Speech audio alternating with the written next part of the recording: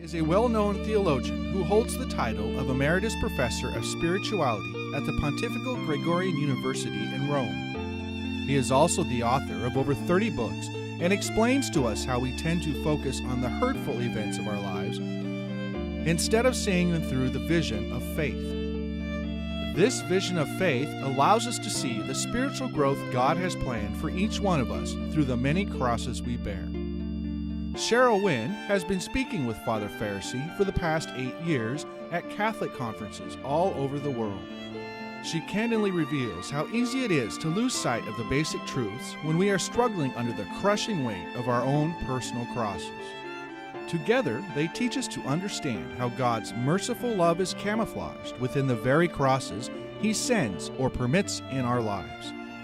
Father Faricy and Cheryl Wynn remind us in a powerful way to always remember, by His wounds we are healed. Well, I was born a Catholic and brought up Catholic. And then I was out of the church for a little bit. And I took a test and won an appointment to the United States Naval Academy. Wow. When I was in the Navy. And they make you go to church on Sunday. Do they really? At the Naval Academy. At least they used to in my time. And so I went to Mass every Sunday, but I wasn't really practicing. And during the summer, I didn't go to church at all, only during school year. So I came back and became a serious Catholic, pretty much by mistake. It was my junior cruise between my junior and senior year at the Naval Academy, and we were moored in Lisbon, Portugal. And by a series of mistakes, I ended up in Fatima, which is the shrine now where our Blessed Mother is supposed to have appeared in a field to 3 little children. Mm-hmm. And at the time, there was no real shrine. They were just laying the foundation for the shrine. It was the 1940s, middle 1940s. And I was one of maybe 5 or 6 people on the premises. And the next bus was 5 hours later to go back to Lisbon. And I had nothing to do and nothing to drink, and there was no running water, nothing.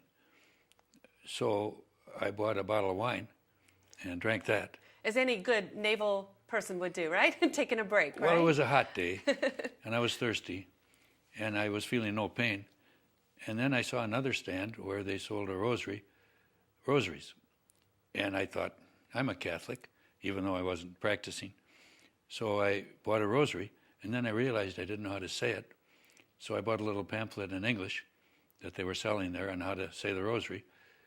And then I hung out for 4 more hours and went back to Lisbon and went to the Amazon bar. I still remember the name of it. And got fairly smashed. And the MPs brought me back to the ship, but I didn't know what ship I was on. I was mostly unconscious. And I woke up on the wrong ship. And when I woke up, I realized I was on the wrong ship. And I also realized that my whole life had changed and that I had a call to the priesthood. You knew that right away? Yeah, and it shocked me. So I thought about it all day. I thought, how did this happen? And I don't go to church, at least in the summers. When I don't have to, I don't go. And how can I possibly have a vocation with the kind of life I'm living? I was living a very immoral life. In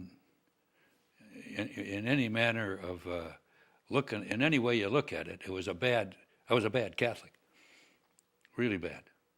So I just thought about it all day, and then finally, I sat down and we unmoored in Lisbon, and we were headed for Norfolk, Virginia, going across the Atlantic that afternoon.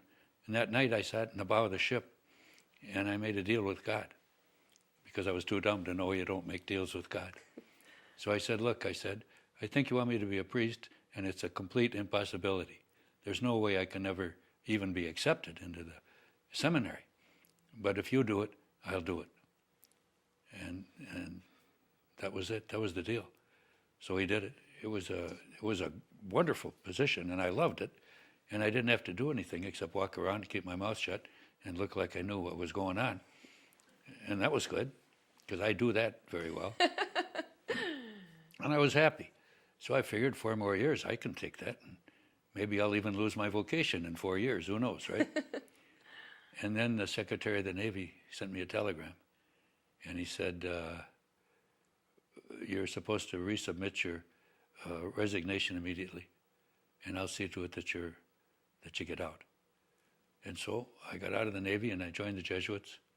And they took me. And they didn't ask many questions. They thought if I went to the Naval Academy, I must be a very upstanding, upright, good Catholic. And by that time, I was actually fairly upright, given a few faults here and there. And they took me in, and in my time, they were called college boards. And I failed mine when I got out of high school. I was a disciplinary problem and frequently did not go to school at all. But I did my own agenda, right? Sometimes I went to the public school where they had girls, and I found that was a lot more interesting. And I could sit in the back of the room, and the teachers never noticed that there was an extra guy.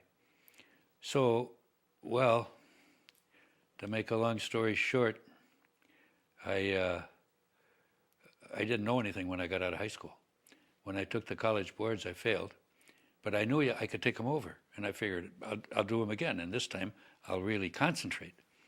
So I went down to the office in downtown St. Paul, Minnesota, and I said, I want to take the college boards over.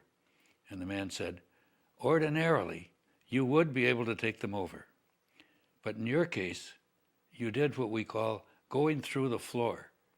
Your marks were so bad that, to give you an idea, you got less than 50% right on the true false. I mean, it's pretty bad. Wow. So, were you just not trying? You just weren't into it? Well, I didn't know anything. That was my main problem. I hadn't paid attention since the 6th grade. I don't know how I kept getting promoted. And so that was it. I couldn't go to college. And then the war came, and I joined the Navy, and they sent me to college. And I did a year of that, and then they sent me to the Naval Academy after that. Well, Father, I'm wondering about your family. What did they think when they saw this transformation happening in you? They thought I was seriously ill and that I'd lost my mind. But my other brothers and my parents thought I was having a breakdown of some kind. And I was, in a way. I mean, I was changing my life. I was turning my life around. It wasn't a gradual thing, my vocation. It just it came at Fatima. That's where it came. I may be the only person that got his vocation without being cold sober. Years later, maybe 20 years ago, I was already ordained. I was teaching theology in Rome, and I was sweeping my room, and I was complaining to the Lord. And of course, he chooses who should be a priest. And I was complaining, and I said, I didn't choose you, you chose me. And the Lord spoke to me. And he said, no, I did not choose you. And I panicked.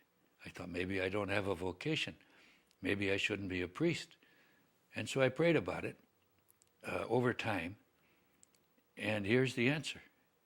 I was chosen by the Blessed Virgin Mary at Fatima. How beautiful is that? Well, I never heard of anybody else that happened to. But I think it's the only way I ever could have had a happy life, is to have been a priest, and a Jesuit priest at that. I don't think I would have been happy, and I'm deliriously happy now.